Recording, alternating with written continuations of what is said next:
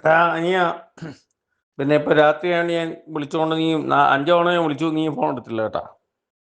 എടാ നീ ഒന്നും ഒരു ഒരു കാര്യമില്ല. എടാ ഈ നാട്ടില്, എൻ്റെ നാട്ടില് എന്ത് നടക്കണമെന്ന് എനിക്കറിയാം, മനസ്സിലായില്ലേ? നീ ഇവിടെ വന്നിട്ട് വന്നു കഴിഞ്ഞാൽ നീ മിക്കവാറും അടി കൊണ്ട് ഉള്ള. നീ രാവിലെ 7 മണിക്ക്, എടാ നീ പറ, നീ ഒരു ദൈവികമായിട്ട് നീ കാണിക്കും. നീ എന്തിനാ ഇങ്ങനെ രാവിലെ 7 മണിക്ക് ഇങ്ങനെ നടക്കാൻ പോകുന്ന? എന്തിനാടാ മൈര?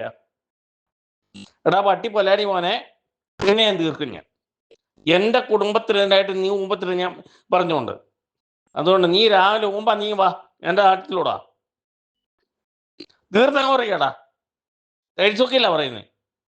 എൻ്റെ നമ്പർ നീ കുറിച്ച് വെച്ചോ, നീ പള്ളിയിൽ പ്രസംഗിച്ചോ. എന്നാ പിന്നെ നീ ദൈവം ഉണ്ട്, ഈശ്വരനുണ്ട്, ഈ പറഞ്ഞ പോലെ എല്ലാം ശക്തിയാണെങ്കിൽ പിന്നെ നീ രാവിലെ വലിക്കാനാടാ നടക്കുന്ന മയിലേ? രാവിലെ 7:10 നീ രാവിലെ ഇറങ്ങി നടക്കാൻ പോന്നേ? പട്ടിത്താവളി ഇന്നെ തീർക്കും ഞാൻ കേട്ടോ. നീ എൻ്റെ പള്ളി മൊത്തം കുടിച്ചുണ്ടാക്കിയിട്ടാ പോണേ. ഇപ്പൊ രാത്രിയാണ് ഞാൻ നിന്നെ പലവട്ടം വിളിച്ചോണ്ട് കിട്ടാണെന്നോ രാത്രി വിളിക്കുന്നത്. എടാ ഇന്ന് നാളെ വൈകിട്ട് അവിടെ ഒരു ശവസംസ്കാരം നടക്കും, നമ്മുടെ പള്ളി നടക്കും. ഞാൻ അവിടെ പോയി.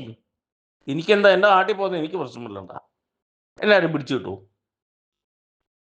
എന്നെ ആരാ പിടിച്ചു കിട്ടുന്നത് അവിടെ? ആ വീട്ടിൽ കുറച്ച് പേര് ഇരുന്നു, കുറച്ച് പേര് സംസാരിച്ചു. ഞാൻ പറഞ്ഞു എനിക്ക് നാളെ കൊല്ലത്താണ് എന്ന് പറഞ്ഞു. അതുകൊണ്ട് തെണ്ടിത്തായോളി നീ, അതുകൊണ്ട് നീ ഈത്തയും കൂടെ നാട്ടുകാരെ വിളിച്ചോ. അതുകൊണ്ട് എൻ്റെ പൊന്നെ നീ അടി മേടിച്ച് കിട്ടാനായിട്ട് നീ നിൽക്കരുത് കേട്ടാ. നിന്നെ തല്ലും. എനിക്ക് നിനക്ക് 2 അടി തന്നില്ലാതെ എൻ്റെ ജീവിതത്തിനകത്ത് ഉറക്കമില്ല കേട്ടോ. നീ അതങ്ങ് ആലോചിച്ചാൽ മതി.